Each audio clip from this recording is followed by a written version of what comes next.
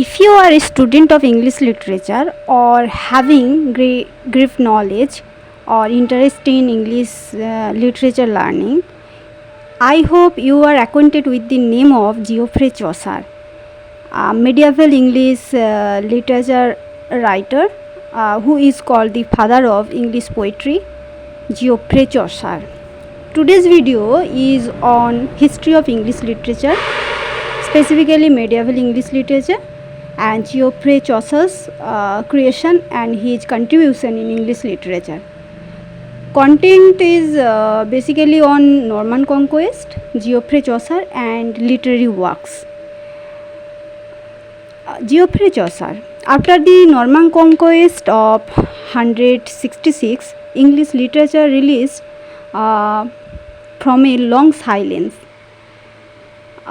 expressed itself through some religious and secular works of the late 12th century, 13th century and 14th century, specifically 14th century, first half of the 14th centuries. But it was reshaped during the influence of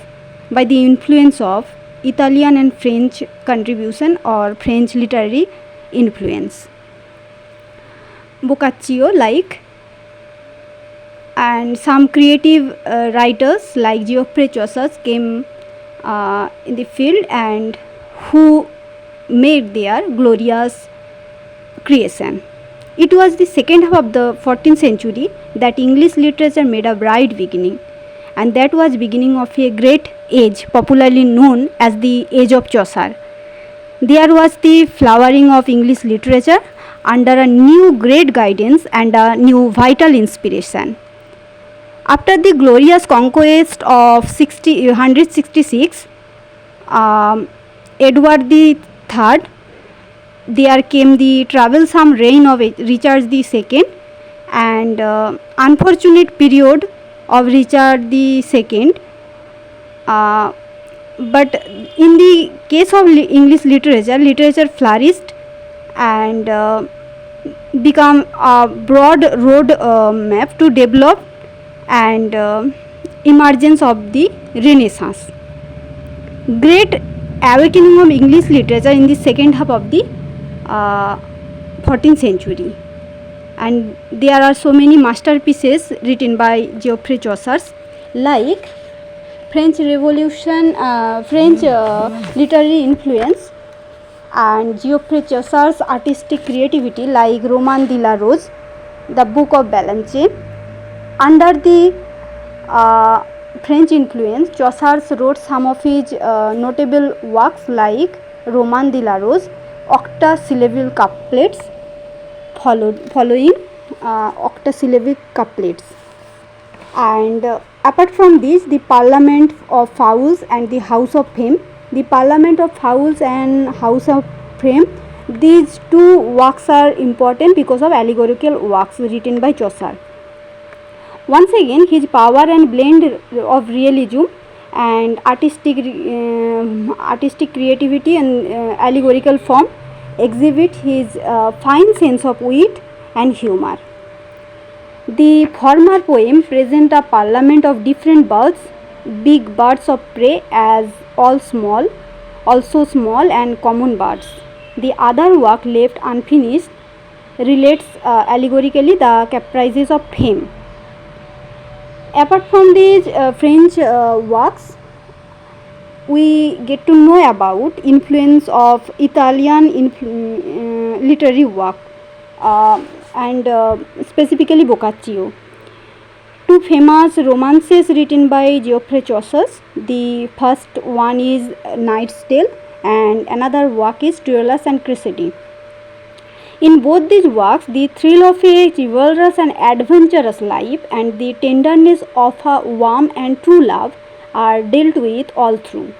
Chaucer was indebted to Boccaccio for the plot of his poems, and his originality is remarkably perceived all through, and mere adventurous events of Boccaccio's tales are found transported by him into highly impulsive love poems in the English language.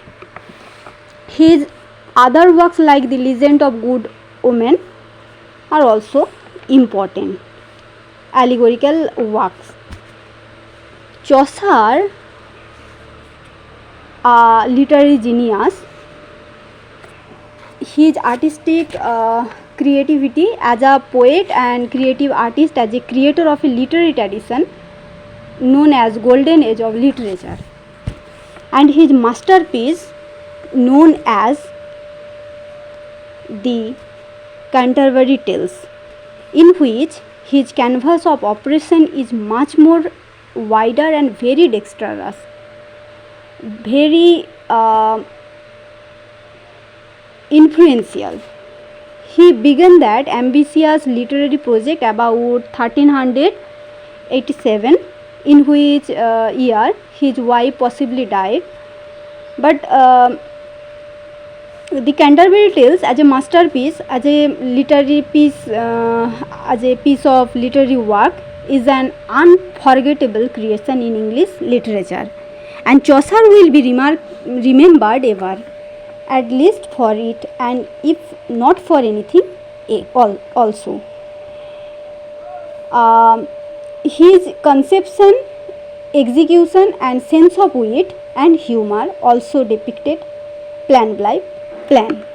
The Canterbury Tales remains an literary genius, literary beautifully depicting the societal situation, and by prologue and his by tales. Chaucer is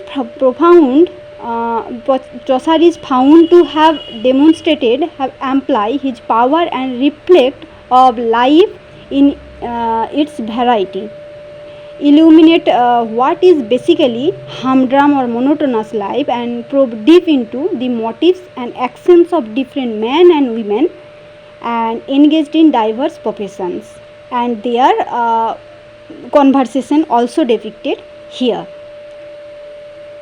Chaucer's literary production is vast, gigantic, and comprehensive and impressive, and his bulky languages and creative power and his originality also depicted all his works written by Chaucer. His mastery and as a literary craftsman and thinker, he remained till now almost unsuppressible. Chaucer's metrical innovations alone are enough to earn him the title the father of English poetry, bestowed on him by Dryden, and his creation of Rhyme Royal, 7-line stanza. According to David Duchess, with Chaucer, the English language and English literature grew at a bound to full maturity.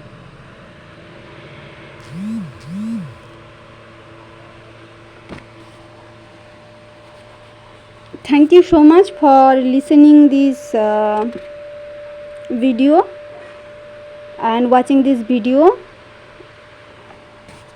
I suggest read more books and read about Canterbury Tales, and for your better understanding you may search Google search, and happy learning. Thank you so much once again. Have a good day. Happy learning.